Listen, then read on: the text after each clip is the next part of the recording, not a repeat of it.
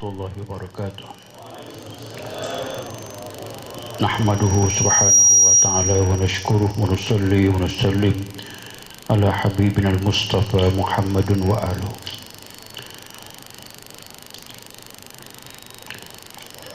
Ada sebuah hadis yang boleh diamalkan ataupun dipraktikkan apabila kita amat berhajat kepada suatu hajat kepada Allah Subhanahu wa taala. Yang antara cara untuk memudahkan ataupun untuk memberi peluang yang segera kita dapat hajat itu, yang Nabi sebut ista'inu ala qada'i hawaijakum bis sadaqah. Hadis sahih. Ista'inu, minta tolonglah dengan Allah untuk menunaikan hajat kamu dengan perantaraan memberi sedekah. Maksud hadis itu, kita ada hajat kepada Allah Subhanahu wa taala. Yang banyak hajat saya tengok kadang tu taklah sampai ke peringkat semaya hajat, tapi ada yang peringkat solat hajat itu peringkat yang memang kita rasa agak sukar untuk kita capai tujuan hajat itu, melainkan dengan perantaraan semaya hajat. Maka di samping semaya hajat itu, berazam, bertekad saudara bagi sedekah kepada orang yang memerlukan. Jangan bagi orang yang tidak perlu, jangan bagi orang yang telah berada, yang benar-benar perlu, orang susah, orang dalam keadaan.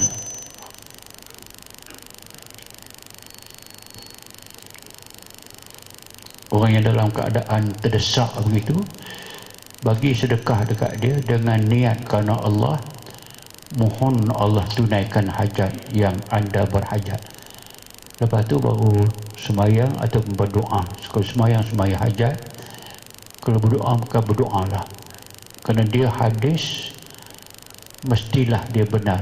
Ista'inu ala qada'i hawaijakum bis sadaqah. Minta tolong dengan Allah untuk ditunaikan hajat kamu dengan perantaraan berilah sedekah kepada yang memerlukannya. Malam ini kita masuk pada bab yang kedua, penggunaan bahan dalam rawatan. Asas yang perlu saudara-saudari mantap, bahawa ruqyah ataupun menyembuhkan penyakit, ikhtiar menyembuhkan penyakit dengan ruqyah, dengan baca doa, baca ayat, tidak menafikan perlu makan ubat. Maknanya doa pun kita buat, ruqyah pun kita buat, kadang-kadang kena makan ubat. Makan ubat itu yang kita faham sangatlah, apa sahaja yang dijadikan perantaraan dengannya lah penyakit itu akan sembuh dengan izin Allah Subhanahu wa taala, maka dia ada perantaraan. Kita sekurang-kurangnya dalam ruqyah ini kita gunakan bahan yang paling utama dan utama. Wa ja'alna minal ma'i kulla syai'in hayyin afala yu'minun. Dan kami jadikan daripada air itu, ayak, daripada ayak itu semua barang yang hidup. Barang yang hidup bernyawa Allah buat daripada air. So air sumber kepada kehidupan. Air sumber kepada penghidupan. Ada air, ada penghidupan.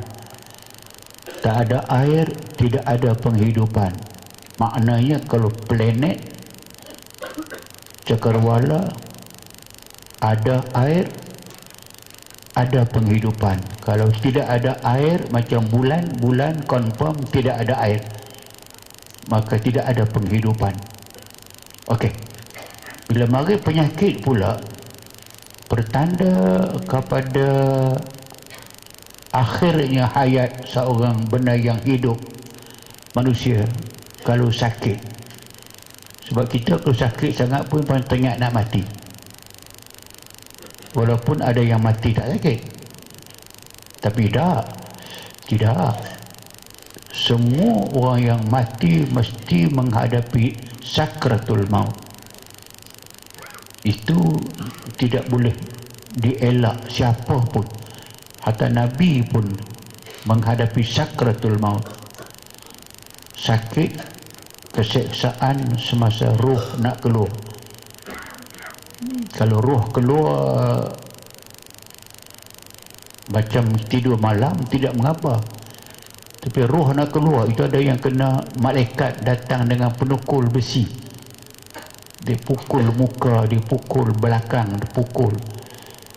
Walau utara isyatawaffal ladzina kafarul malaikah yatribuna wujuhahum wa adbarahum wa dzuqu adzabal hariq. Yang kedua, walau zalimuna fi ghamaratil maut wal malaika basitu aydihim. Dua ayat itu semua sama, yang bermakna kalaulah boleh kamu nampak, kalau Allah izinkan kamu boleh melihat orang-orang kafir, itu ayat pertama. Orang zalim, ayat yang kedua. Siapa sahaja yang derhaka kepada Allah, banyak atau sikit, masa nak mati itu datang malaikat membawa penukul besi, yatribuna wujuhahum, dia pukul muka, wa adbarahum, dipukul belakang, punggung, wa dzuqu adzabal hariq, rasalah permulaan azab. Jadi makna saya nak confirmkan, memang insan kalau nak mati memang dia azab. Kalau tak nampak dengan mata pun memang hakikat amat menyakitkan. Sebab itu maka airlah, tengok, hatta Rasulullah sendiri pun saat akhir setelah malaikat maut datang meminta izin nak cabut nyawa, Nabi izinkan, tapi Nabi ambil air dahulu. Panggil Aisyah, ambil satu besen air, baca muawizat dahulu, ikhtiar dahulu nak memudahkan. Nabi celup tangan dia, basuh sapu muka, sapu badan dia, isyarat kepada betapa teruknya hatta Rasul saya nak keluar pun teruk. Tapi yang pentingnya air itu Nabi pakai, itu sah. Dan air Nabi sebut Zam-zam lima syuribalah. Zam-zam itu penawar kepada penyakit. Niatlah apa nak buat pun, insya-Allah Allah izinkan. Maknanya sudah apa, yang pertama sekali memang bahan, kita panggil bahan dalam perawatan, kita panggil air. Memang boleh kita merawat dengan tidak pakai air. Bila tak ada ayam, tengah jalan air pun tak ada, tapi dia nak minta ubat juga, apa nak buat? Baca. Tapi ada ayat liuk, ayat liuk lah. Masih boleh, doa saja boleh. Tapi saya nak tekan lagi sekali, memang air itu memang bahan utama untuk penyembuhan penyakit, dengan perantaraan air yang didoakan. Air yang didoakan, dia menjadi penawar kepada penyakit. Macam saya ulang, macam air yang kita baca ramai-ramai, yang air yang saudara bawa kita baca daripada awal tadi, kita Yasin kita baca, zikir kita baca dan sebagainya, memang dia air penawar yang berguna. Maknanya air itu menjadi bahan. Kalau nas Qurannya jelas, wa Ayyub iznada rabbahu anni masaniyad-dur. Ayub dia mengadu kepada Allah Subhanahu wa taala, dia kena kemudaratan, dia diganggu oleh makhluk halus, dia sakit physically dia sakit, physically kulitnya, dagingnya hancur, memang sakit yang bersangatan, tapi jiwanya tidak sakit, imannya tidak tergugat sikit pun, pergantungan harapan kepada Allah Subhanahu wa taala sedikit pun tidak terjejas. Yang akhirnya Allah beritahu kepada dia, urqud birijlika hadza mughtasalun baridun wa syarab. Nak menyembuhkan penyakit yang teruk tadi itu, pergi cari air. Hadza mughtasal barid, air yang didoakan boleh digunakan untuk mandi. So, mandi juga satu perawatan menggunakan kaedah air, wasyarab, dan untuk minum. Di hadis ada, Quran ada, bahan itu memang bahan rawatan. Kalau tidak pun memang kita tahu, malah kan kita nampak sangat khasiat air itu, tak mesti kata yang didoakan. Kalau orang yang diarrhea, kena diarrhea, berak, muntah, atau orang demam panas, pergi ke hospital, pergi klinik, sah dah. Yang pertama, doktor akan masuk drip air yang tidak didoa apa-apa,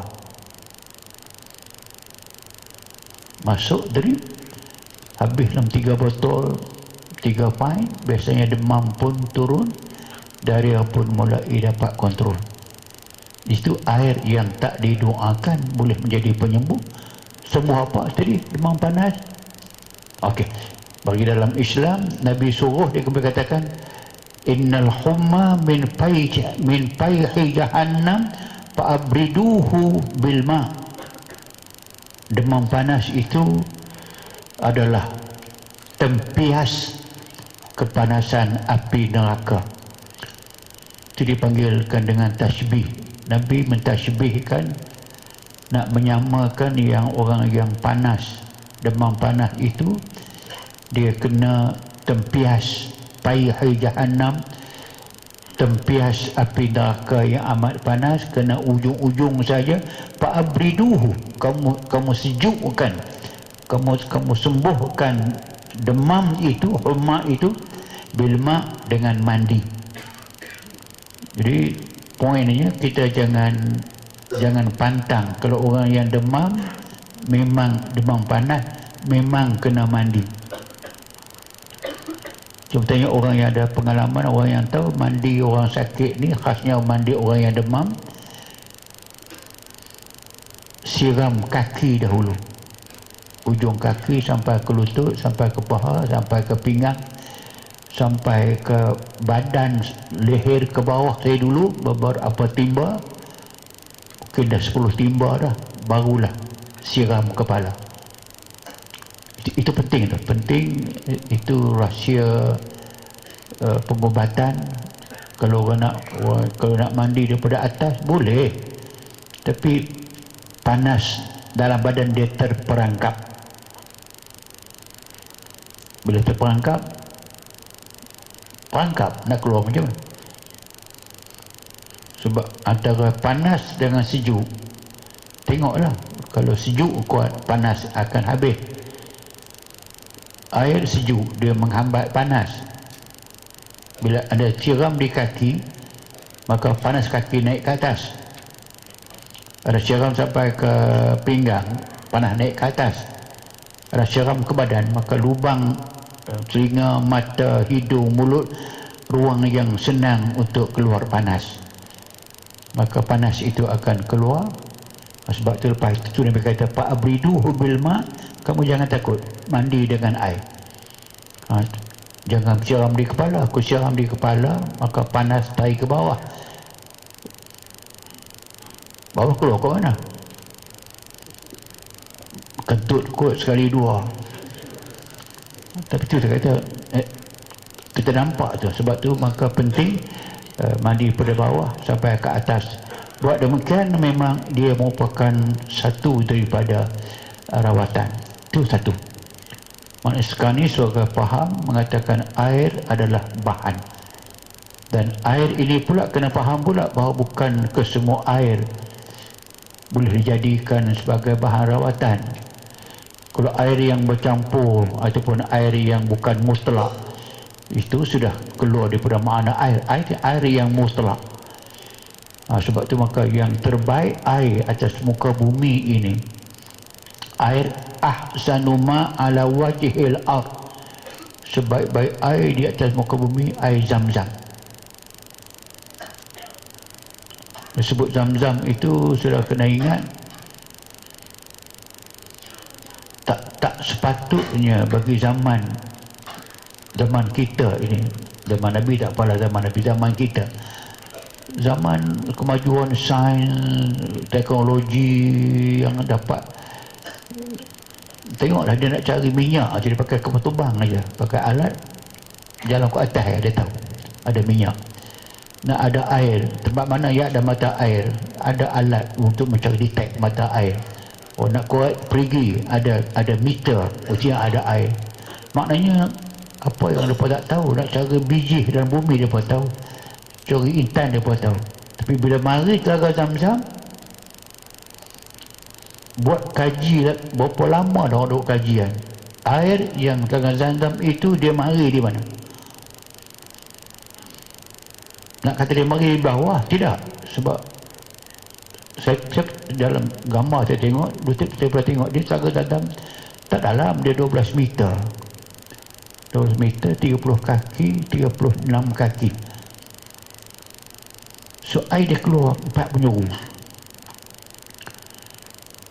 Air keluar itu dalam 8 meter ke 7 meter ya. Maknanya kalau 7 meter 20 kaki. So air datang daripada paralel, datang begitu. Sumber di mana? Dia kaji sekeliling Masjid Haram tu, tak jumpa dengan sumber dia. Sumber itu banyak mana? Kadang-kadang ada 6 pipe besar, 6 yang 4 inci diameter, sedut untuk supply air di luar, macam-macam cerita. Memerlukan kepada air yang masuk juga mesti lebih kuat daripada yang sedut 6 pipe ni. Sebab kalau supply-nya lemah ataupun tak cukup, mesti air itu kering. Tapi yang menjadi yang kehairanan atau keajabannya, bila air disedut kuat, paras air naik. Bila berhenti sedut, air turun. Sepatutnya bila sedut, air turun, permukaan air akan ke bawah. Bila berhenti sedut, air itu naik. Dia reverse. Maka air itu tidak pernah berhenti dan tidak pernah melimpah. Berhenti sedut dengan pipe besar tadi, air itu berhenti. Supply berhenti. Kalau supply air itu tak berhenti, melimpah. Itu. Dan air itu pula tidak pernah ada dalam permukaan dunia ini air yang macam Zam-Zam, rasa macam Zam-Zam, hikmah macam Zam-Zam, tidak ada. Dari bila? Sejak zaman Nabi Ibrahim dahulu sampai sekarang. Dan Mekah pula bukan ada hujan. Itu saya sebut tadi, mengatakan maka air yang terbaik sekali untuk dibuat ubat, maka air daripada Telaga Zam-Zam. Itu satu. Yang kedua, air hujan. Air hujan ini kerana ada ayat Quran mengatakan wa anzalna minas sama'i ma'an mubarakan, dan kami turun dari langit itu hujan yang membawa ma'an, air. Wa anzalna, kami turunkan minas sama, dari langit, ma'an, hujan, mubarakan. membawa keberkatan. Mengapa dia tak kata menjadikan perigi air, dalam perigi itu ada air yang barakah? Tak ada, ayat Qurannya begitu. Maka daripada pengalaman orang yang berubat, maka air hujan itu kita masuk ayat yang kedua selepas daripada air Zam-Zam, air yang ditadah hujan, terutama sekali malam Jumaat. Malam Jumaat maknanya hari Khamis malam. Hari Khamis malam, macam sekarang ni kita malam Selasa. Sebab tadi Isnin. Kalau air yang barakah tadi, khasnya yang barakah itu air hujan malam Jumaat. Tapi tengoklah pula, walaupun kita ambil ayat Quran begitu, tapi tengoklah pula kalau lama tak hujan, sebulan tidak hujan, udara kita dah kotor dengan bagai-bagai asap, karbon, dioksida dan sebagainya. Bila hujan turun, segala karbon itu akan turun sama dengan air. Kalau kita simpan, kita masuk dalam gelas, kita nampak air bergelodak. Makna dia, jangan ambil hujan yang awal itu, tunggu bagi pertengahan barulah tahan tadah untuk ambil air hujan Jumaat. Tunggu hujan berhenti. Nasib lah. Sabar je lah. So, ambil lain. Terutama air ini, air malam Jumaat ni, air hujan malam Jumaat itu, terutama nak merawat orang yang sukar mendapat zuriat. Memang kita gunakan air hujan malam Jumaat sebab nak minum banyak. Okey. Yang ketiga, air yang terbaik ialah yang kita sebut air kolah masjid. Ni sekarang walaupun ada, tapi walaupun sukar sikit, tapi dia kena cari. So, kenapa air kolah? Maksud air kolah masjid ni, ada masjid yang ada kolam yang orang ambil semayang dalam tu. Tak kisahlah dia ludah dalam tu ke, sebab air tu air mustalak. Air mustalak ni dia tidak najis, dia tidak musta'mal, kan dia lebih dua kolah. Tak apa, tapi saya nak terangkan mengapa air surau, air masjid itu bila air yang ketiga terbaik. Kerana air itu orang ambil wudu membaca doa di tepi air itu. Malah wudu juga merupakan satu daripada ibadah Allah Subhanahu Wa Taala. Nabi sebut, setiap kali kamu wudu, kamu basuh muka, maka akan luruh daripada kamu berbagai-bagai jenis dosa. Basuh tangan, gugur dosa. Sapu kepala sampai ada kaitan dengan hapus dosa. Bila hapus dosa dengan air itu, mesti dia ada hikmah yang lain. Hikmah untuk mengubat jiwa manusia. Dosa, jiwa, hati. Ambil wudu, jatuh gugur dosa. Makna dia, mesejnya bahawa jiwa yang kotor, jiwa yang suka melakukan maksiat kepada Allah, jiwa yang rasa malas beribadat dan sebagainya, jiwa yang tak mau buat kebajikan dan sebagainya, nak kena ikhtiar dengan ambil air kolah itu. Didoakan tambahan, maka untuk dimandikan orang itu. Khasnya kepada anak-anak yang agak degil, panah bagan, so mandi air kolah masjid. Malah ubat penyakit yang kronik pun kita gunakan mandi air kolah masjid, ataupun gangguan makhluk halus, kita pakai air kolah masjid. Okey. Lepas tu lain daripada itu, maka air mineral, macam kita pakai air mineral, sebab dia lebih bersih daripada air lain, maka boleh digunakan. So apa saja yang termasuk dalam makna air itu memang dia bahan yang kita gunakan untuk merawat segala macam penyakit, terutama sekali penyakit yang kronik. Air Zam-Zam saya sebut tadi itu memang kita gunakan untuk penyakit yang kronik, termasuklah yang dipanggilkan orang sakit jiwa, merana, orang yang kemurungan, itu kesemuanya akan balik kepada yang disebutkan sebagai air-air yang istimewa tadi. Okey, Zam-Zam saya sebut dah habis, boleh dipakai sebagainya. Lepas tu selain daripada yang nama dia air, bahan air itu ada bahan-bahan lain. Bahan lain ini maka termasuklah yang kita panggil dengan harba. Harba ini kita balik kepada halaman 48 itu, ayat Quran yang menunjuk ke arah itu. Ayat Quran itu yang dalam surah Al-An'am 99 yang bermaksud, dan dialah Allah yang menurunkan hujan dari langit, lalu kami tumbuhkan dengan air hujan itu segala jenis tumbuh-tumbuhan, kemudian kami keluarkan daripadanya tanaman yang menghijau. Kami keluarkan pula dari tanaman itu butir-butir buah yang bergugus, dan dari pohon-pohon tamar, kurma, daripada mayang-mayangnya kami keluarkan tandan-tandan buah yang mudah dicapai dan dipetik, dan kami jadikan kebun-kebun dari anggur dan zaitun serta buah delima, dan yang bersamaan bentuk, rupa dan rasanya, dan buahnya apabila dia berbuah. Dan ketika semua ayat Quran yang macam ini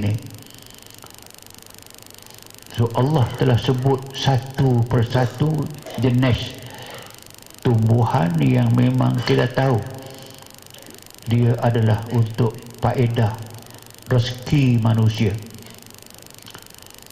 Bila dia rezeki kepada manusia, makna dia sesuai dengan kejadian manusia, dan dia tidak sepatutnya mendatangkan masalah kepada manusia, buah tadi itu. Dan bila kita sakit mungkin kan kita tidak makan buah.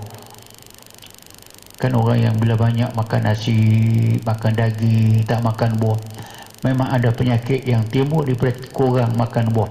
Tak makan sayur, memang tumbitul min bakliha wa qissaiha wa pumiha wa adasi wa basaliha. Itu bahan-bahan makanan yang jenis sayur-sayuran. Bakliha, sayur-sayur. Bila sebut demikian memang guna untuk manusia. Bila kita tak makan sayur ataupun jarang makan sayur, memang mudah dihinggapi berbagai-bagai penyakit. Malah orang yang kena darah tinggi pun kita faham, mungkin kerana makan daging banyak, kurang makan sayur. Tambah orang yang kena kencing manis, banyak makan gula, kurang makan sayur. Apapun, saya nak bagi isyarat kepada mengatakan bahawa ini petunjuk Allah Subhanahu Wa Taala pada bahan-bahan tumbuhan itu, boleh dikatakan ada hikmah dia untuk perubatan. Lagipun memang pun alopati ataupun doktor moden yang kita gunakan hospital, klinik itu, boleh kata kebanyakan daripada ubat datang daripada pokok, terutama sekali derang lah, dadah tu pokok popi. Tapi pokok mendatangkan, sebab tu dia kata banyaklah gunakan dadah. Kalau ubat itu tidak salah guna kerana dia kontrol dos dia. Apapun kebanyakan daripada ubat kita memang berpunca daripada tanaman. Itu terutama macam Korea ginseng. Korea ginseng memanglah pokok yang boleh bertahan sampai 100 tahun, 50 tahun, 30 tahun tak mati. So, akar pokok ginseng ini menjadi satu bahan perubatan yang cukup mahal. Ada tahulah ginseng itu mahal. Tapi rupanya orang bertemu yang terakhir ini, ada satu pokok, nama dia pokok kacip Fatimah. Pokok kacip Fatimah dibuat eksperimen abstrak daripada pokok kacip Fatimah. Didapati hampir 10 kali ganda lebih kuat daripada yang didapati dalam ginseng. Dibuat percubaan macam mana? Dia ambil tikus putih, dia bagi makan ginseng satu puak lagi pula bagi makan dengan kacip Fatimah yang sama proses. Lepas berenang dalam air yang berjalan, berenang. Dia dapati bahawa tikus yang makan ginseng tadi dah KO dah, tak boleh buat apa dah, lenguh. Tapi yang makan sikit masih lagi boleh berlari dalam air itu dengan rasa tidak langsung. Mereka rasa penat dan sebagainya. Lepas tu diproof ke akhirnya. Itu saya kata. Jadi penyiasatan, pendidikan kadang-kadang itu kita dok rasa sana lebih baik. Tak. Kita ada tumbuhan di Malaysia yang lebih baik daripada itu. Macam yang paling akhir orang berjumpa dengan di antara pokok yang boleh menyembuhkan kanser ialah pokok, orang Brunei tahulah, di pokok jantang. Jantang ada dua, jantang putih, jantang bukan gantang, jantang. Rumah saya ada dua contoh tu ada. Jantang putih saya ada, jantang merah pun ada. Memang khasiatnya boleh menyembuhkan kanser. Semua ini termasuk yang kita panggilkan dengan tumbuh-tumbuhan bumi yang di antaranya ayat tadi menyebut. Maka kita akan sebut kepada saudara nanti di antara pokok-pokok yang boleh menjadi ubat. Macam misalnya macam kita yang buat, orang kita tak buat lagi. Kita ada pokok yang boleh, insya-Allah anda belajar nanti, yang boleh menyembuhkan bawasir. Bawasir memang perawatan moden tidak ada ubat. Dia potong dengan seksa sakitnya, tak boleh beraknya, lukanya sembuh, lepas tu dia tumbuh balik. So potong balik, tumbuh balik. Saya merawat seorang menteri yang dia potong 4 kali kena potong dah. 4 kali operate, buang. Tak boleh makan pedas, duduk lama tak boleh, semua kali. So kebetulan dia tahu saya boleh merawat dia, minta tolong rawat dia. So saya gunakan bahan yang kita panggil, kita buat nama pokok tu pokok semperai, tapi kita buatlah adunan tu ada, bagi dia makan. Dia dah 12 tahun dah suffer daripada bawasir yang tak pernah baik, nyeksa dan sebagainya, kerja payah. Dia menteri. Bagi makan, dia makan dalam seminggu begitu. Dia rasa okey.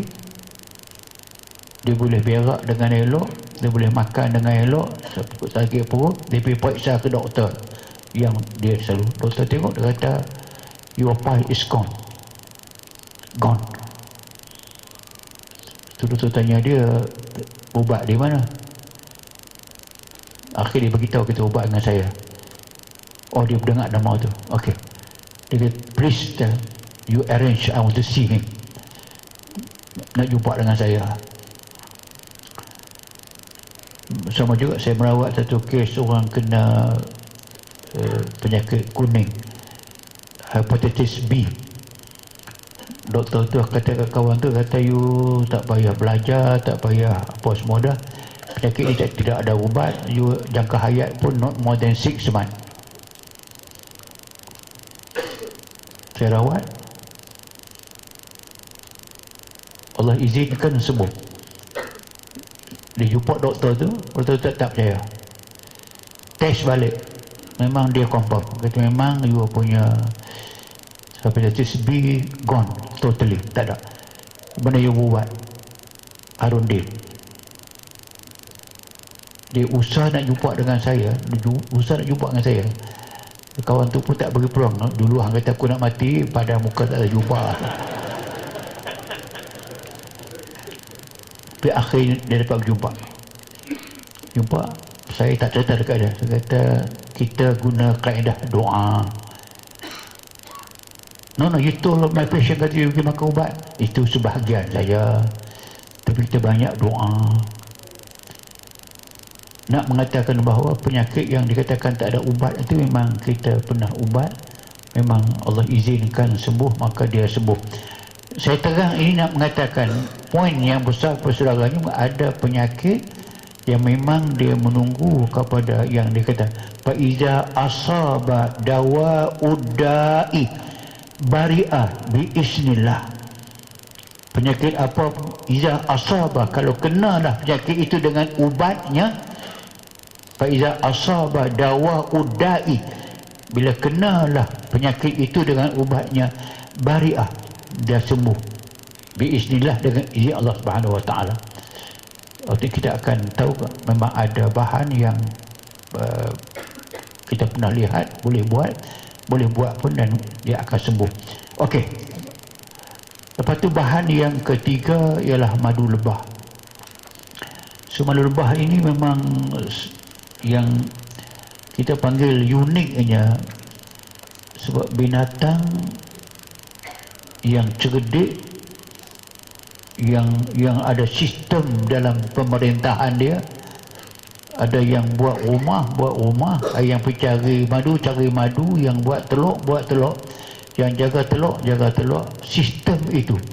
Yang buat sarang lebah tu, cuba tengok dia punya diagram dia tu, punya cantik, tak ada lebih kurang. Kalau kita buat banyak lebih kurang, tak ada, cantik dia punya isi tu, yang zigzag tu, betul isi.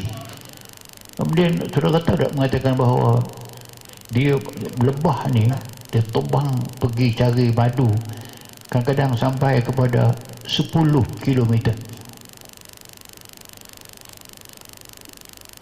dalam hutan.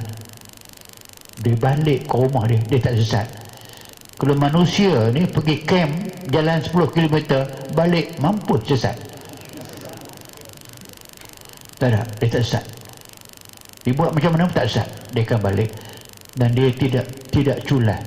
Tidak ada binatang lebah tu bila dia bertugas pergi cari madu, dia pergi mengorat sesama dia tu. Okey. Tapi kita balik mana? Balik kepada Allah Ta'ala sebut. Dia kata yakhruju min butuniha syarabun fihi shifa'ul linnas. Lebah itu mengeluarkan, yakhruju, keluar, min butuniha, daripada perut dia, bukan di mulut, dia telan, bukan dia pergi sedut madu di mulut dia mari, tak. Yakhruju min butuniha, Quran, dia keluar daripada perut dia, syarab, jenis minuman madu. Pada madu itu syifa'un linnas, kesembuhan kepada penyakit manusia. So nak tambah tu, kita lah kena buat kajian dos banyak mana dan lebah mana yang berkhasiat, yang ada lebah yang butuhha mukhtalifun alwanuh. Dia keluar daripada perutnya itu madu yang berlainan warnanya. So bila warna itu ada yang putih, ada yang kekuning-kuningan, ada kehitam-hitaman, ada yang hitam betul. Dipanggil black honeybee. Macam yang Yaman itu dia hampir hitam, yang 1 kilo RM2,000. 1 kilo RM2,000. Okey, apapun, tapi itu kita sepatutnya kita lebih awal, sebelum orang buat kajian. Quran turun dah 1500 tahun dah, dia fihi syifa'ul linnas, padanya ada penyembuh kepada penyakit manusia. Tentulah bila Allah Ta'ala sebut begitu, maka bukan calang-calang penyakit yang dapat disembuhkan oleh madu lebah ni. Kalau sekadar sakit kuli buta begitu, jadi bisui, itu ringan. Mesti yang kronik. Saudara tahu dia mengatakan di Amerika ada universiti Nama dia Beast University. Beast lebah. Universiti lebah. Lebah pergi mengaji masuk universiti. Beast University.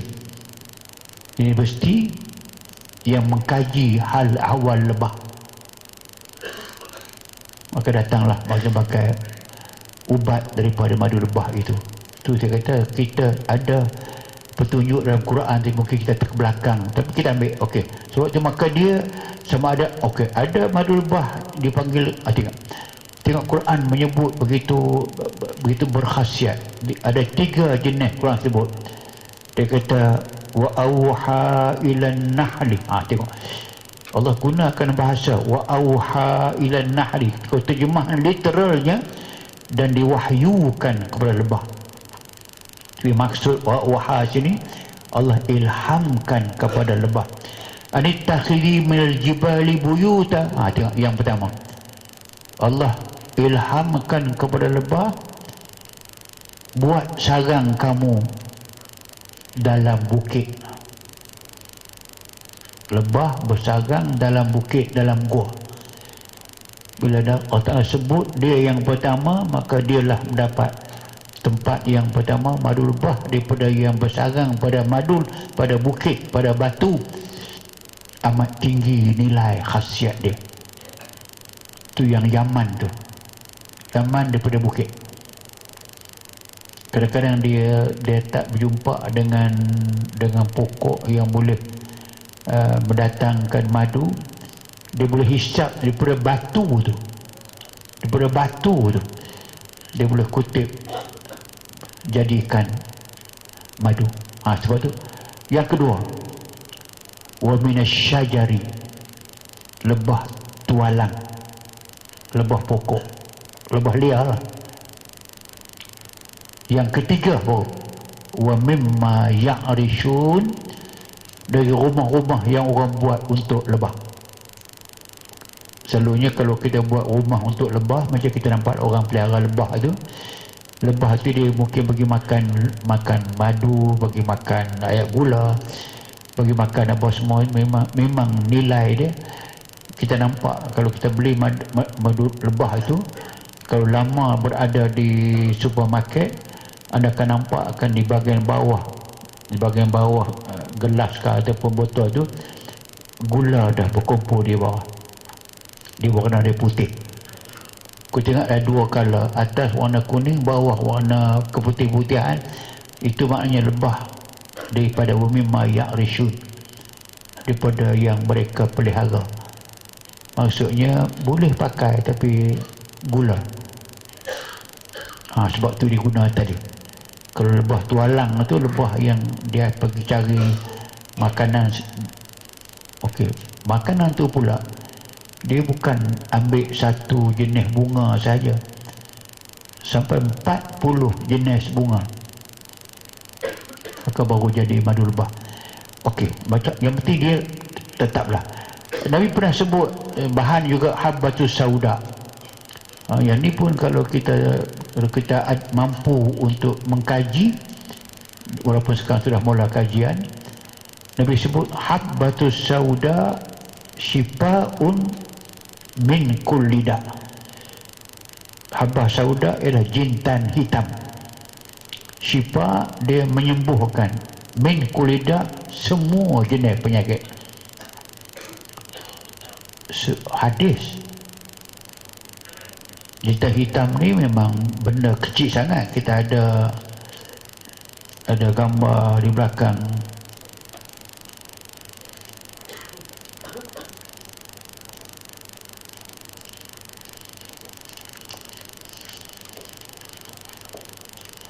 Ada jintan hitam di belakang.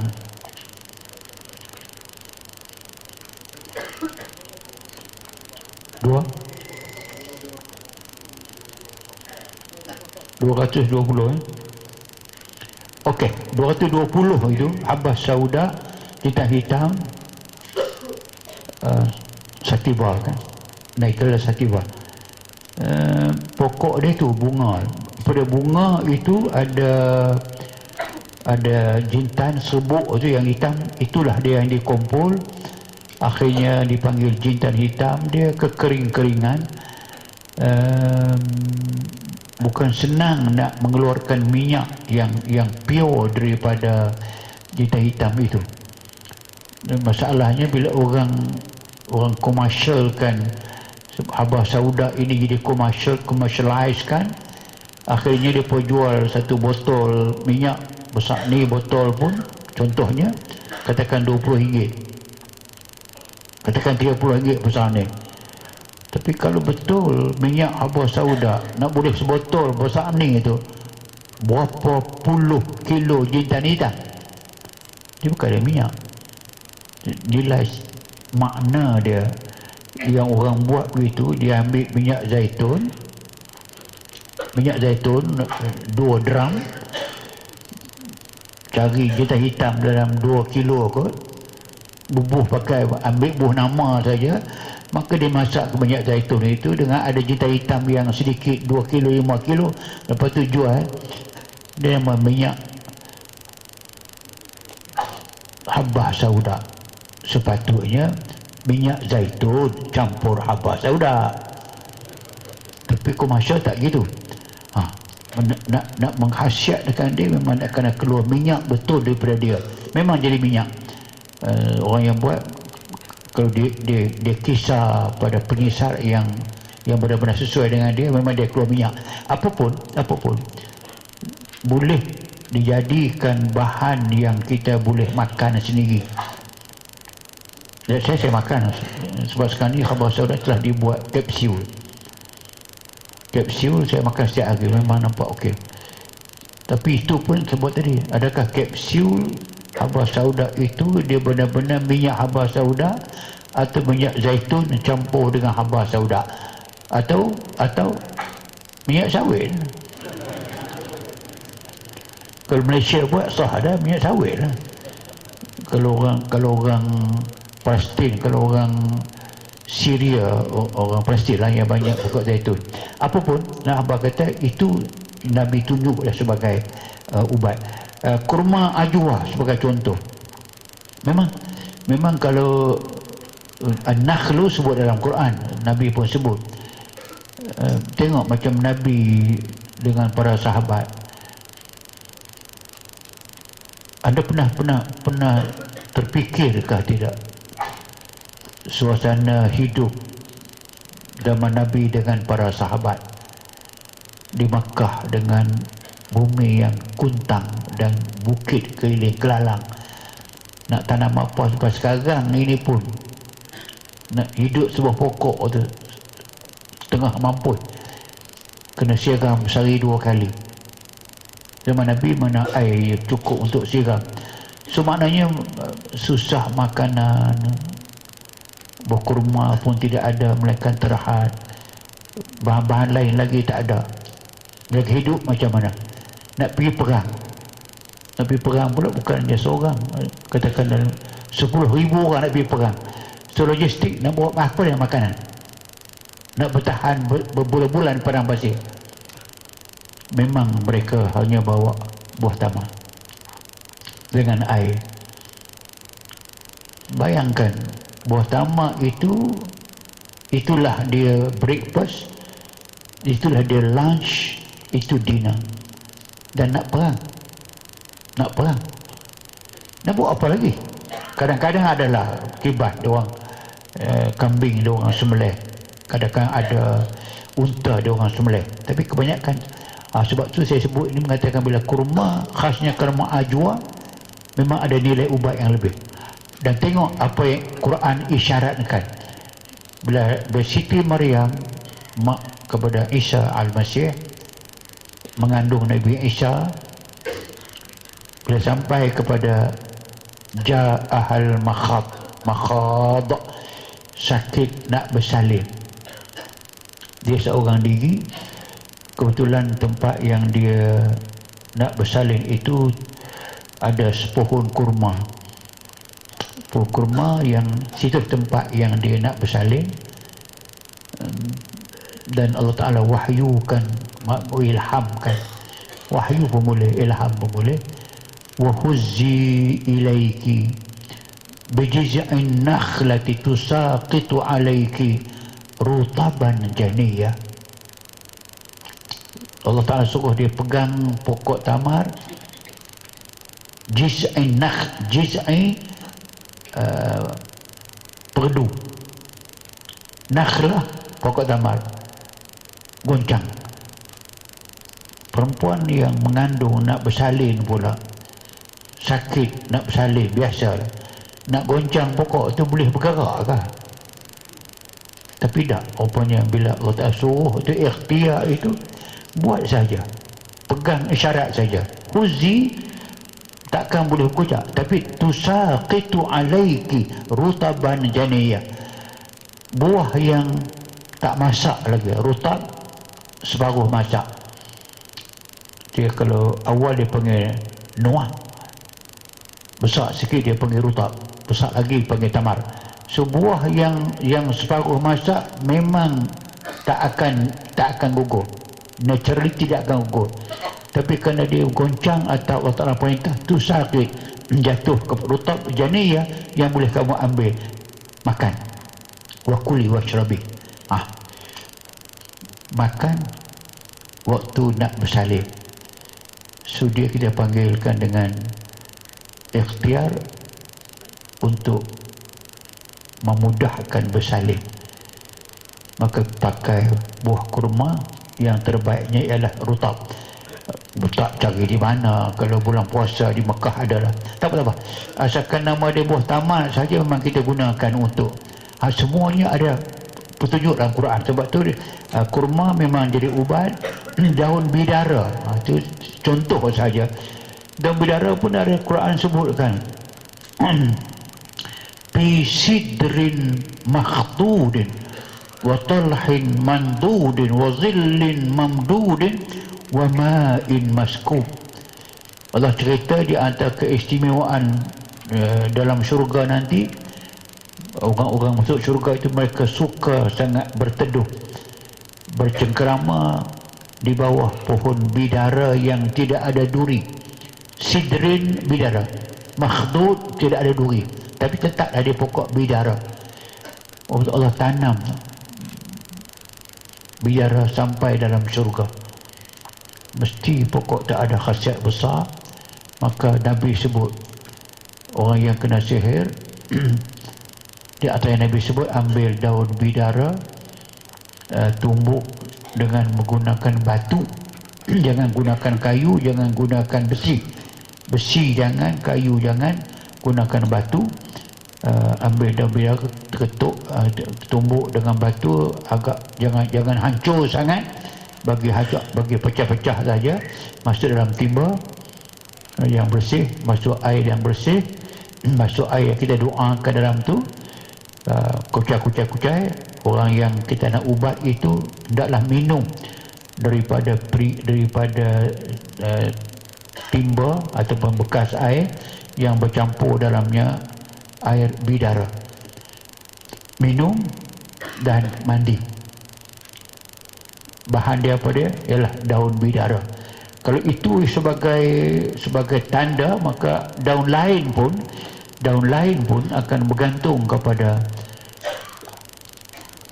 kalau sekarang kita panggil R&D, Research and Development. Tapi dalam perawatan ni kita panggil fas'alu ahla dzikri in kuntum la ta'lamun. Kamu tanya orang-orang tua yang pengalaman. Orang tua yang pernah berubat, dia tahu daripada pengalaman dia ambil ilmu daripada mana dia buat, dia bakal tahu. Maka banyak kita yang menjadi apa contohnya, daun betik. Daun betik. Kalau orang yang kena demam tinggi, panas dan keluar biji merah dan sebagainya, ambil daun betik, selai, tumbuk lumat-lumat, perah, ambil air daun betik itu, minum.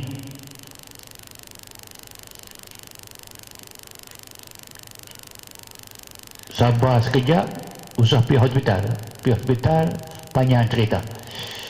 Tapi Tapi saya buat banyak sangat ni, buat begitu demamnya habis, bijinya pun habis insyaAllah. Daun betik.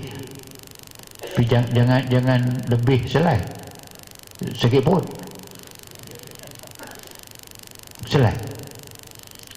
Dan ada tahu tak mengatakan daun betik ini punya, nak tahu kata kekuatan yang ada pada dia tu banyak mana?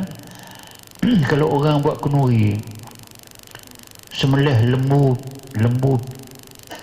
pincin,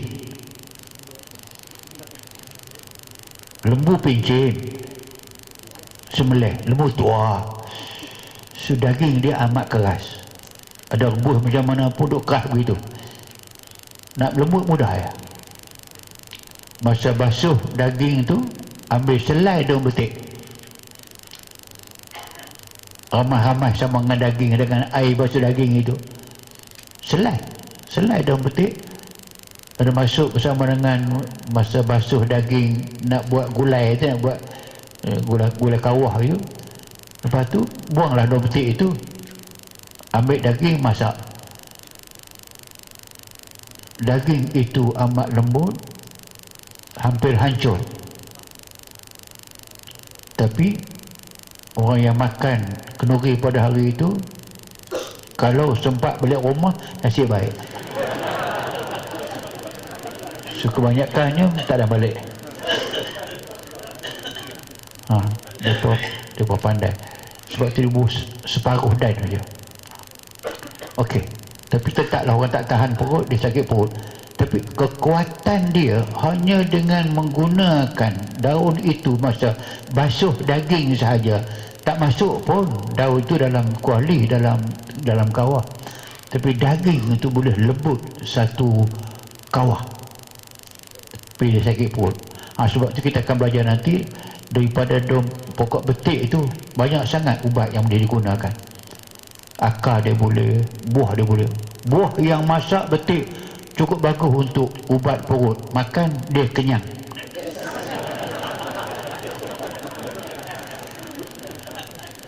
Betul. Memang dia khasiat. Saya suka buah betik ni. Okey, ini kesemua ambil daripada yang Nabi sebut je, daun bidara, hatta daun inai pun, bahan daun inai pun. Maknanya daripada daun-daun ni banyak benda yang berkhasiat. Macam kita akan belajar nanti, kita ambil daripada, memang kita nampak sangat berkhasiatnya pokok rumput sambal. Rumput sambal tu rumput yang amat bersahaja, rumput tumbuh tepi rumah kita pijak, kita buah. Tapi dia memang kita gunakan yang nama dia pokok sambal ini untuk mengubatkan benda yang penyakit yang cukup kronik, di antaranya kanser tulang, campak,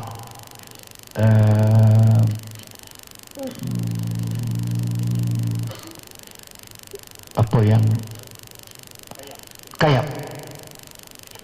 So kayap tu kita nampak dengan mata kita, katakan kayap yang merayap.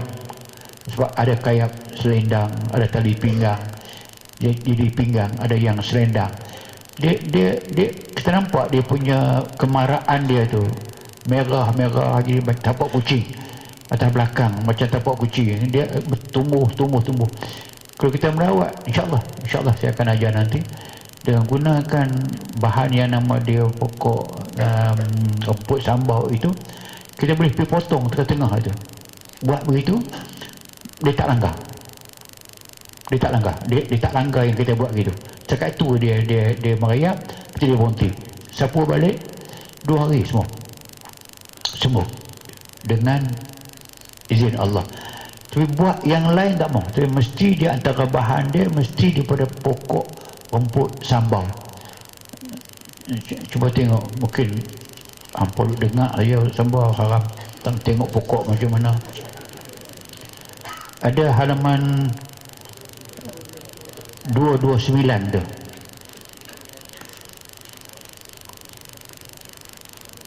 Dia serumpun, tapi ini gambar ni tak boleh. Tapi ini dia antara contohnya pokok rumput sambal. Untuk yang nama dia peracut, yang nama dia kanser yang memang insyaAllah ini di antara bahan. Sebab tu kita pada akhirnya untuk meringkaskan ceritanya, kalau anda tengok daripada bahan-bahan ini, kita dah bab 5 ni gambar bahan-bahan rawatan. Ini contoh sahaja nak mengatakan bahawa kita gunakan 220 itu madu lebah. Tengok yang Quran kata mukhtalifun alwanuhu, warna yang berlainan, berbagai-bagai. Ada putih, ada yang kuning, ada yang hitam. Bawah tu habah sauda. Lepas tu kita ada ajwa, kurma, daun bidara saya sebut tadi. Itu contoh daun bidara yang sihat, yang boleh digunakan untuk merawat ubat. Lepas tu belut, kita akan belajar nanti belut. Buah kelapa tumbuh. Lepas tu buah betik muda, anak burung, cik rumah, ada ubat. Nanti saya akan beritahu nanti. Sampailah kepada akhir tu, halaman 224 itu, daun hanidaw semprai. Ini yang saya sebut tadi, untuk merawat orang kena berwasir. Dengan syarat memang dia berwasir yang hampir dengan berwasir. Dia bukan berwasir, dia kanser, kolon kanser, kanser tali perut. Dia bukan berwasir. Kalau kolon tak sembuh, tapi kalau dia berwasir dengan ubat ni, dia sembuh insyaAllah. Serai wangi tu, ada gambar serai wangi, ubat. Pecah beling, batu ginjal, pokok letup-letup. Pokok letup ni kita gambar ni satu dahan saja. Dia panggil, seorang panggil letup kelambu kan. Letup ni dia buahnya di dalam, di luar itu dia ada sarung dia. Dia panggil letup kelambu. Saya panggil pokok letup-letup. Daun besar kucing itu halaman 227 itu. Itu kita merawat orang yang kecil manis. Yang bawah itu daun empedu bumi, manisnya Masya Allah. Try lah tengok manis kita dah. 16 itu akar seruntun, tu dia punya sepupu dia lah tu. Daun tin ni, pokok tin ni kita gunakan juga untuk merawat darah tinggi dan kecil manis. Rumput sambar saya buat tadi ni, pokok kenerak. Pokok kenerak ni juga untuk kanser. Kayu sepang untuk merawat orang yang kena sakit kulit yang serius, kerawatan. Pokok pekan ini untuk rawat sakit kepala yang dipanggilkan dengan migraine, sakit terlampau. Buah limau dan apapun, semua itu dah kita bagi tahu merupakan bahan-bahan yang memang Islam menerima, Quran sebut, dan kita banyak manfaatkan ke semua bahan-bahan itu untuk tujuan mengubati penyakit. Dan berdasar balik ke semua sampai kepada itu.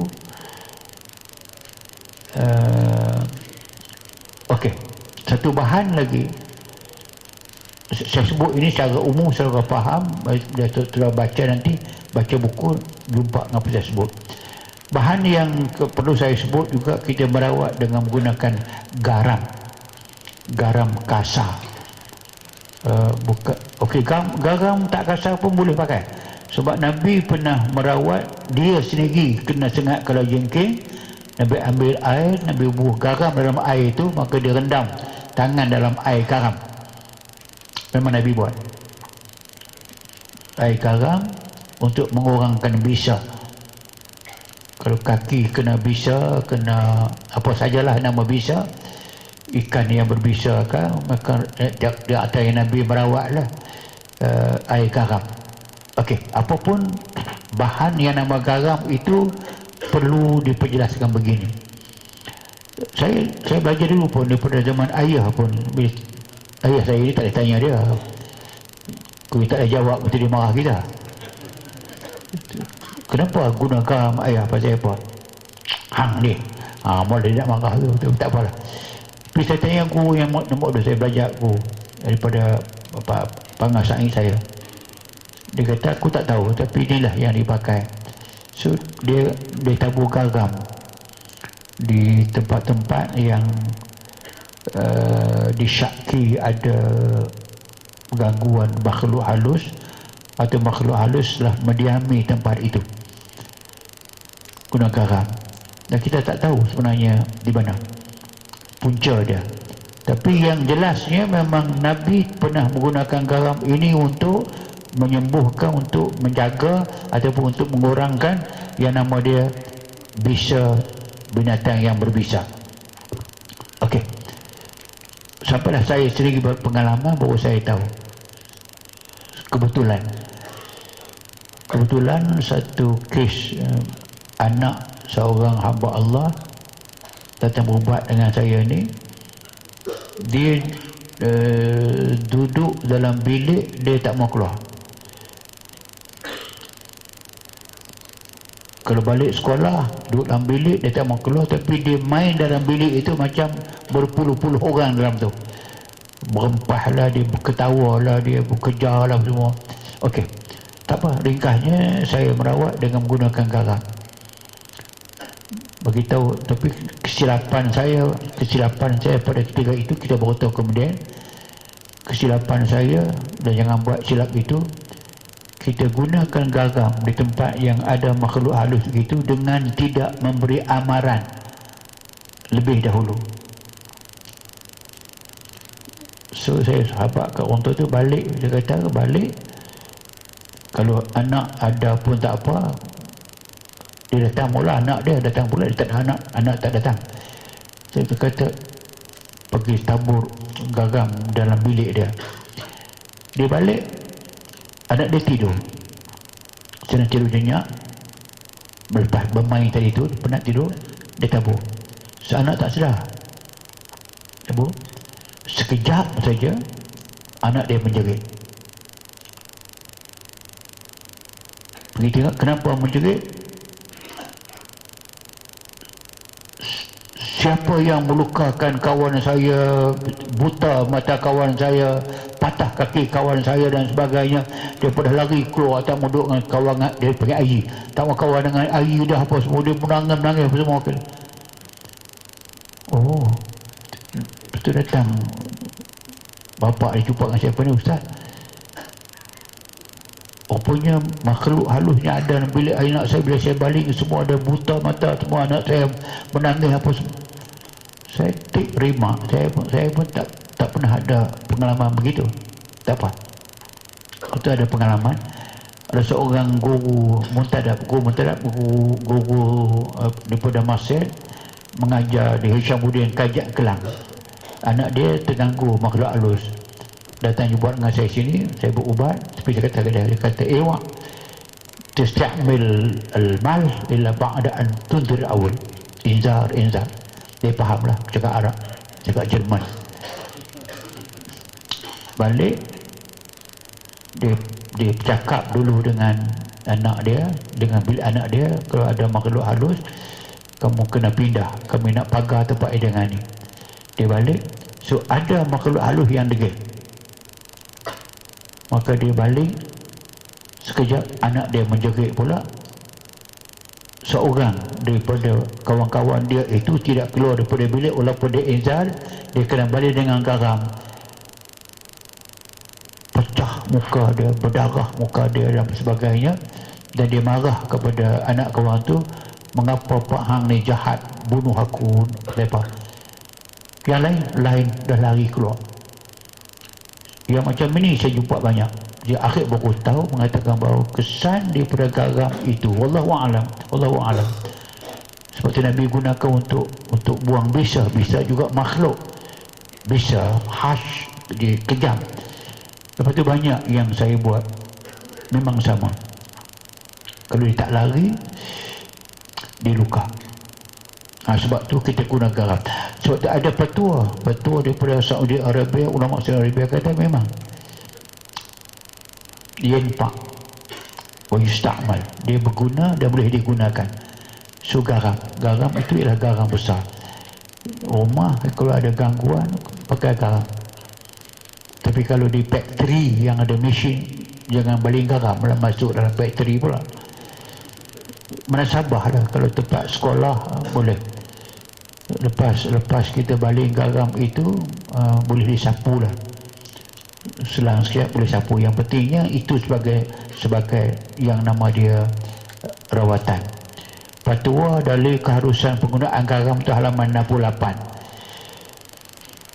Ada baca, ada berjumpa. 69 tu Syekh Abdul Barak juga memetik jawapan daripada Syekh Abdullah bin Muhammad Al-Jabarin, di mana Syekh Abdullah bin Abdul Rahman Al-Jabarin menyatakan perbuatan tersebut adalah harus. Ini ulama jawatan kuasa petua ulama Saudi Arabia. Malah bin Baz pun petua yang sama. Dia kata adalah harus.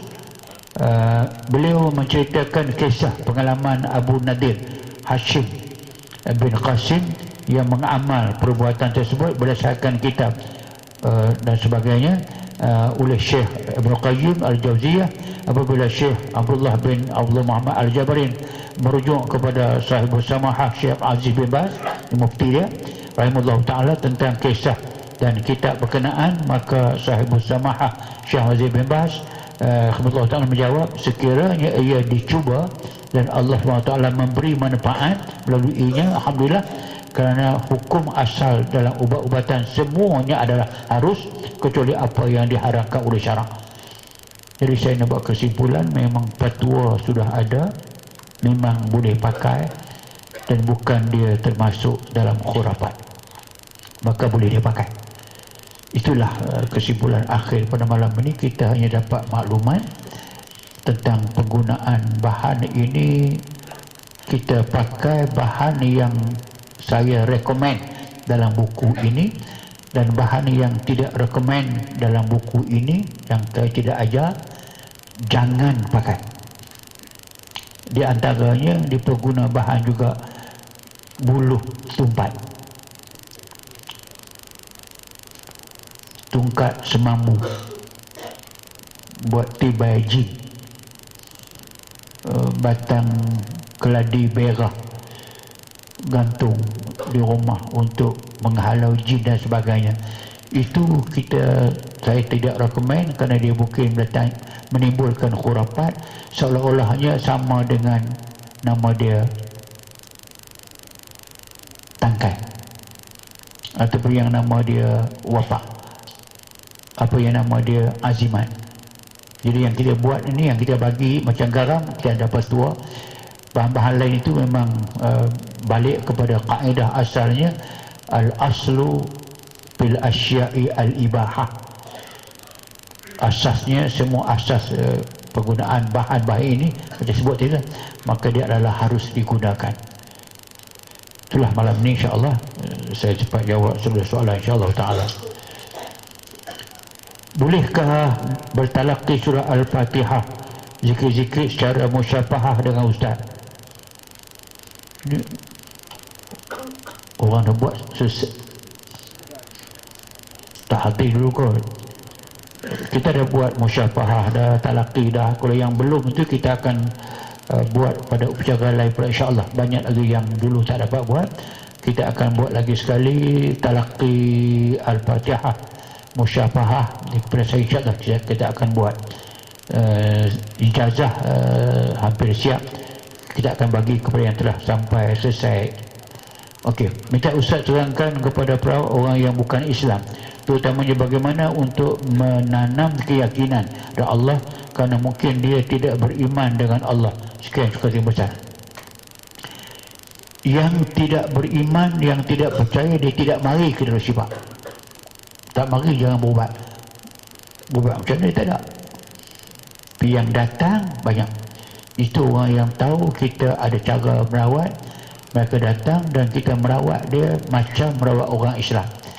Tidak dilarang baca Quran, malah memang pun Quran dibaca kepada orang-orang kafir.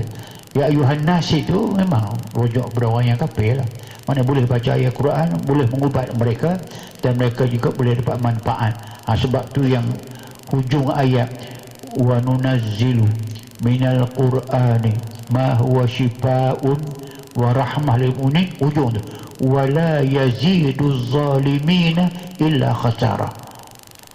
Dan kami turunkan Quran itu ada penyembuh kepada penyakit dan tidak bertambah orang yang zalim itu melainkan rugi sahaja, khasarah, rugi. Siapa yang zalim? Yang menolak Quran, tidak percaya dengan Quran wahyu Allah Ta'ala, termasuk orang kafir, maka mereka rugi, mereka tak dapat kesembuhan. Tapi bagi orang kafir yang percaya datang, memang kita merawat dia. Banyak yang saya merawat dulu, saya merawat seorang Sing itu yang jenis pakai sorban, dia lumpuh dan dia terganggu. Saya ingat lagi, datang dengan wheelchair, merawat 2 kali merawat, yang ketiga dia tak datang dengan wheelchair, datang berjalan. Saya tengok pakai style apa semua dia datang ni to say thank you to you, terima kasih dekat Tuhan. Saya bawa anak saya, doktor 4 orang, semua doktor. Anak dia semua doktor, semua pakar. Bini dia 4 orang doktor, nama sekian ni pakar apa. Oh, dia datang, anak terima kasih, kata bapak dah sembuh. Kami dah ubat dengan cara alopati ni, apa yang kami tak ubat semua berapa lama dah. Itu saya kata kafir tapi dia percaya, maka Allah tak izinkan sembuh, maka boleh digunakan insya-Allah. Kita digalakkan membaca Al-Fatihah sebagai pendinding. Bagaimana keadaannya kalau kita uzur jangan baca Fatihah, baca selawat syifa boleh, selawat tafrijiyah boleh, ataupun doa menghindar syaitan, a'udzu bikalimatillahit tammah, kita akan baca kemudian. Jawapan lagi sekali, tidak boleh anda gunakan Al-Quran untuk melindung diri, tapi anda boleh menggunakan selawat khasnya selawat tafrijiyah ataupun doa menghindar syaitan, maka boleh dipakai demikian. Wallahu a'lam. Ini timur gini, Ustaz jelaskan sedikit tentang umum mildam yang terdapat pada ruqyah. Umum mildam itu hadis Nabi, saya sebut hadis Nabi. Nabi tahulah dia itu satu makhluk halus yang nama dia Ummul Mildam. Keistimewaan Ummul Mildam ini, dia penyakit, dia makhluk Allah, dia penyakit. Allah makhluk halus, dia pakar untuk menyakitkan kepala yang berlebihan. Kita panggil sakit kepala yang lebih ini kita panggil migraine. So migraine itu ada peranan Ummul Mildam. Satu. Yang kedua, dia pakar untuk menghilangkan selera makan. Orang demam maka dia tak ada selera makan, maka Ummul Mildam. Sebab tu kita baca doa itu, kita sebut Ummul Mildam, berpindahlah kamu ke tempat lain. Tapi dia tetaplah merupakan hadis Nabi yang kita tahu dia betul dan boleh digunakan sebagai rawatan, dan dia adalah makhluk halus. Wallahu a'lam. Kakak saya berkali mengalami gangguan ketika tidur, seperti dihampak sesuatu, namun ia kembali pulih selepas okey. Apapun yang nama dia gangguan makhluk halus itu tetap berlaku, bukan kakak anda saja, siapa sahaja. Sebab tu ikhtiarnya di antaranya baca 3 qul sebelum tidur, tambah dengan ayat kursi sebelum tidur, baca dengan sajadah dengan tangan, baca tiup, sapukan semua badan dan tidur. Kalau seboleh-bolehnya tidur dalam keadaan ada wuduk dan menghadap kiblat. Menghadap kiblat makna dia kaki ke arah kiblat. Maka ikhtiar itu bermanfaat, insya-Allah dapat dihindarkan. Apa pendapat Ustaz tentang bayi diberi suntikan pada bulan ketiga, pada 3 bulan dalam seterusnya? Adakah memang perlu bayi diberi suntikan? Bagaimana hukum jika tidak diberi suntikan? Kena bagi. Doktor yang buat kerja tu dia pun sekolah tu. Dia belajar sungguh-sungguh tu. Anak saya pun saya bagi, cucu saya bagi. Itu berdasarkan kepada kajian kesihatan memang kena. Sebab dia merupakan satu antibody.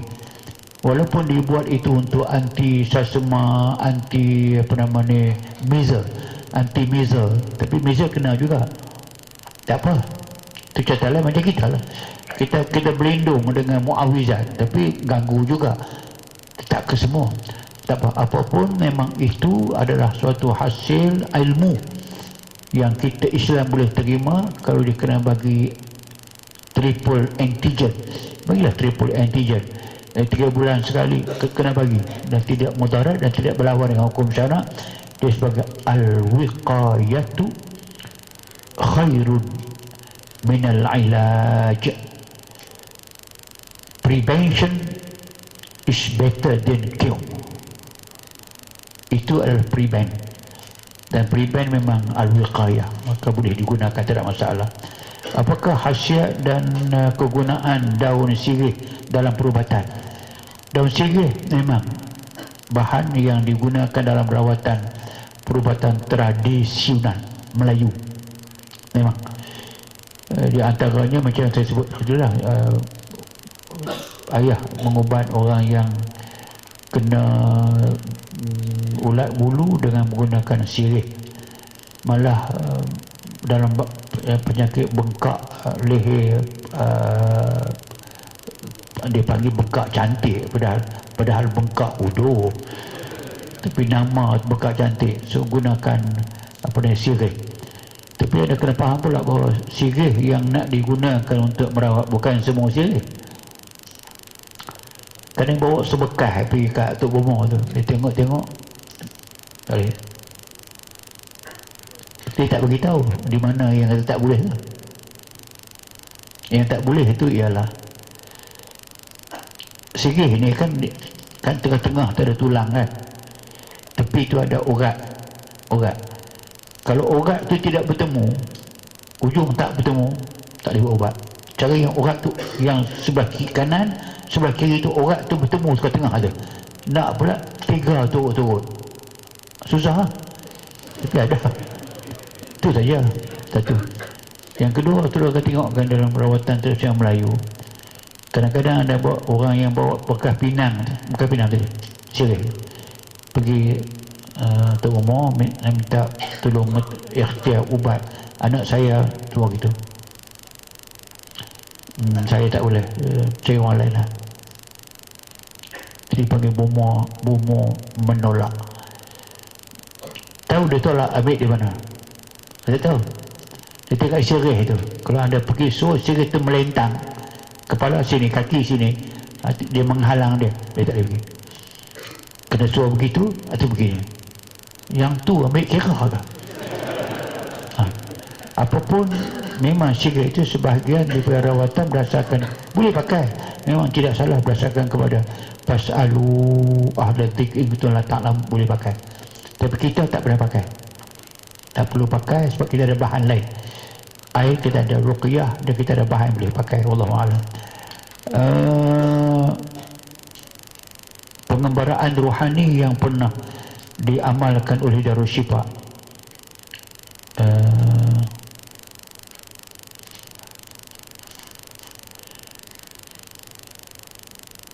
Darul Syifa sebagai suatu institusi rawatan, kita hanya sekadar menjelaskan peranan rohani dalam rawatan, keyakinan, keikhlasan, ketabahan, itu semua rohani. Dan kita ajar zikir, itu amalan rohani. Dan bergantunglah kepada Allah anugerah masing-masing punya kelebihan. Kadang dia balik zikir di rumah, dia nampak alam ghaib. Kadang berzikir di rumah, ada di belakang dia orang tumpang zikir sama. Dengan syarat dia kena berani lah. Itu pengalaman rohani. Dan saya pernah berada dalam satu kubah. Kubah itu amat putih, tapi ditulis dengan ayat Quran, sebuah Quran penuh dalam kubah itu. Walaupun ditulis tinggi, tapi saya boleh baca dengan mudah. Tapi ada orang satu swarga yang membaca Quran dalam kubah itu. Swarga yang bukan swarga dunia. Saya rasa bukan. Saya tahu dia baca Quran. Awalam yaral ladina kafaru annas samawati wa, mendalam baca tu. Saya buka mata, ada makhluk yang menunjuk beberapa ayat yang patut saya baca dan saya baca. Lepas tu saya berada dalam suatu suasana orang yang amat terlampau ramai. Satu padang macam padang mahsyar begitu, sebab dia tak bertepi, orang ramai sangat, ramai sangat. Tapi saya berada di ujung orang ramai. Lepas tu ada suara yang memanggil saya ke depan. So saya berjalan daripada belakang nak pergi ikut, daripada belakang ujung, daripada ujung nak main ke depan ni, di satu jarak yang cukup jauh, tapi laju macam tumbang ke atas begitu, macam kadang kaki sampai ke depan. Orang yang panggil saya tu suruh saya berdiri atas macam kotak sabun, macam papan tu longgar tak longgar begitu. Saya kata kamu berdiri bagi khutbah. Spontan kena baca. Tanya dia, ni dia faham tak bahasa aku? Hang cakap apa pun dia faham. Tapi bahasa apa? Saya tanya, bahasa Arab bukan. Tapi sampai maklumat, hang cakap apa pun dia faham. Saya bercakap, dia lah ceramah kerja kita kan. Jadi lepas tu Ghaib itu nak kata Ghaib mubah dengan makna kita tidak sedar. Tapi habis begitu bila saya buka mata, banyak pengalaman dalam alam Ghaib mubah, alam Ghaib. Itu sebahagian yang dapat saya gambarkan kepada saudara. Lain cerita lah.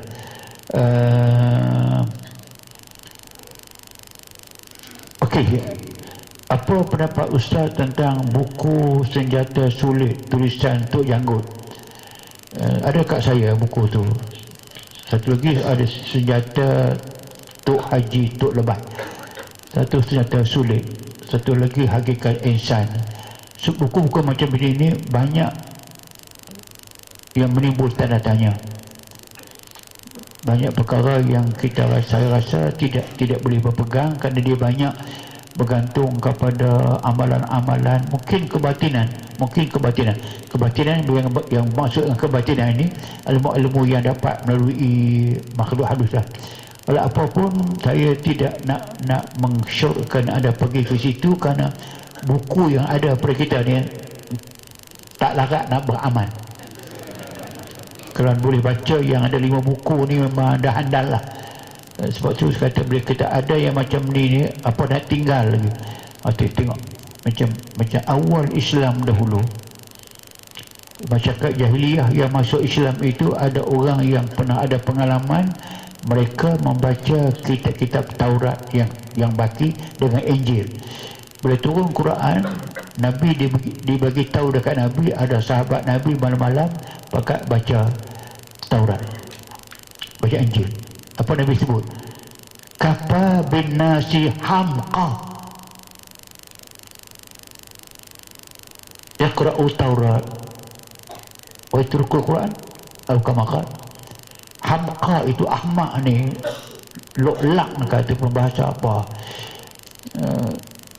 teruk sungguh manusia.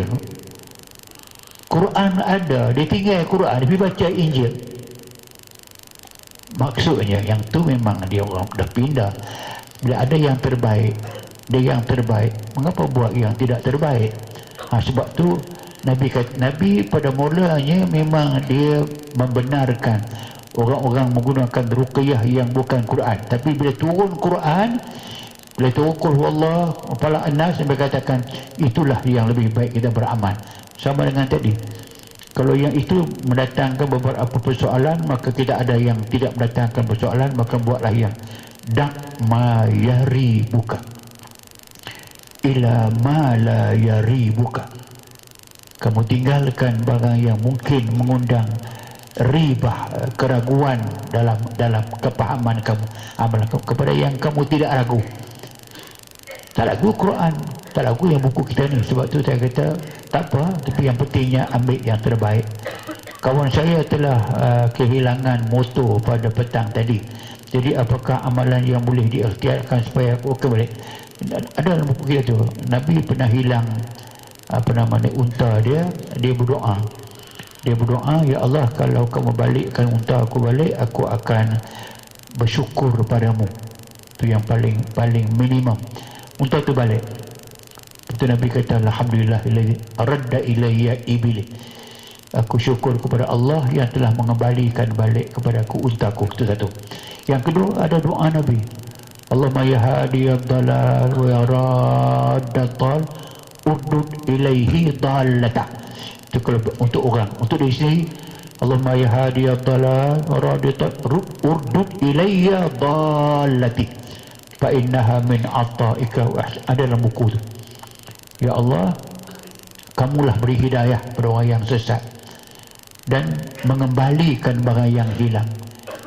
Kembalikanlah ya Allah pada saya barang yang hilang itu, kerana dia adalah anugerahmu kepada saya daripada kelebihan Allah.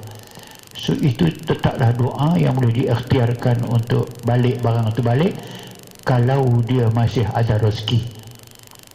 Kalau rezeki dia tidak ada, mudah saja beli motor baru. Ada hikmah dia mengapa dia ambil. Akhir sekali bagaimana rupa iblis. Tidak ada orang yang boleh kenal rupa iblis yang asal. Kerana itu Allah Ta'ala sebutkan, innahu yarakum wa qabilu min haitsu la tarawnahum. Mereka nampak kamu tidak nampak mereka. Quran bersebut ka'annaha ru'usus syayatin, ada pokok yang hilang habis daunnya, tinggal berjerigi-jerigi rupa yang tidak menarik begitu. Nabi pernah sebut seolah-olah, Quran kata seolah-olah itu kepala syaitan. So rambut yang tidak terurus, macam pokok yang jatuh segala daun, tinggal dahan sahaja, yang memang tidak elok. Itu di antaranya rupa syaitan. Apapun yang kita nampak itu bukan rupa mereka yang asal, tapi itu rupa yang telah mereka menjelma. Apa Ustaz mengenai pendapat Imam Syafi'i yang mengatakan sesiapa yang mengaku melihat jin dalam rupa yang asal adalah kufur, ya? Itu saya sebut tadi. Memang min haitsu la tarawnahu, kamu tidak nampak rupa asal mereka. Yang kamu jumpa itu macam Abu Hurairah berjumpa dengan syaitan, itu bukan rupa asal dia. Dia menjumpai rupa manusia. Macam sahabat Nabi Ammar, Nabi kata qatalal insu wal jin. Ammar bin Yasir itu kehebatan dia boleh bunuh musuh dia dalam perang. Dia pernah bergaduh dengan jin, dia boleh bunuh jin. Siapa dia? Ammar. Yang dibunuh itu ialah jin yang menyerupai dengan rupa manusia. Rupa asal Quran tak boleh. Kalau orang mendakwa kata dia jumpa maka asal, betul lah, maka dia telah menyalahi dengan Quran. Sebab itu Imam Syafi'i menyebut itu betul, kita mengatakan betul, maka dia tidak boleh dijumpai. Al-Fatihah. Bismillahirrahmanirrahim. Alhamdulillahil alamin arrahmanirrahim maliki yaumiddin. Iyyaka na'budu wa iyyaka nasta'in. Ihdinas siratal mustaqim siratal ladzina an'amta 'alaihim ghairil maghdubi 'alaihim waladdallin. Amin.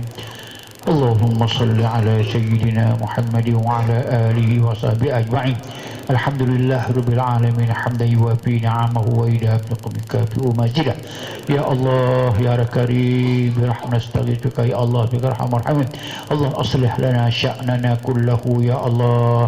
Ahsin aqibatan bil kulli jam'i wa bil akhirah. Sallimna min jam'al ahad wal afat wal bala wal mihan ya bi rahmatika ya arhamar rahimin. Walhamdulillah rabbil alamin. Subhanakallah bihamdika asyhadu an la anta astaghfiruka wa atubu ilaik. Bismillahirrahmanirrahim. Wal 'asri innal insana lafi khusr illa alladziina aamanu wa 'amilus shalihaat wa tawaasaw bil haqqi wa tawaasaw bis